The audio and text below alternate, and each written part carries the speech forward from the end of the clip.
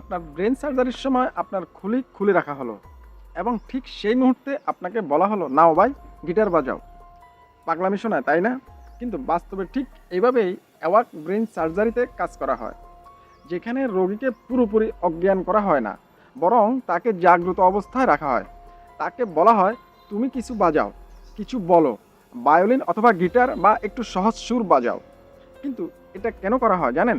কারণ brain surgery কোনো মজা নয়, কোনো খেলা নয়।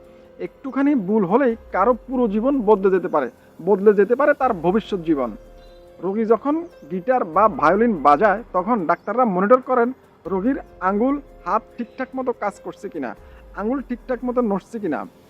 যদি আঙ্গুল সঠিকভাবে কাজ না করে, তখন ডাক্তাররা বুঝতে পারেন তারা ব্রেনের এমন কোনো জায়গায় স্পর্শ করেছেন যে জায়গাটা কাজ করে না।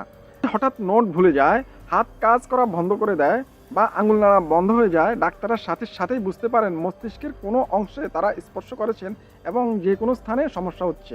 এখানে মিউজিক কোনো টাইম পাস বা খেলার বিষয় নয় অথবা মজা করার বিষয় নয়। এটা একটা শক্তিশালী পদ্ধতি ব্রেন সার্জারির সময়। যখন ব্রেনের সুর বাজে তখন ব্রেনের অনেক অংশে রক্ত প্রবাহ দ্রুত বেড়ে যায়। এতে সার্জারি আরও নিরাপদ হয়। বরং মিউজিক সত্যি সত্যি রোগীর প্রাণ বাঁচানোর জন্য কাজ করে। এমন আরও শিক্ষণীয় ভিডিও পেতে আমাকে লাইক, শেয়ার, কমেন্টস এবং ফলো করে আমার সাথে থাকুন। ধন্যবাদ। আসসালামু আলাইকুম।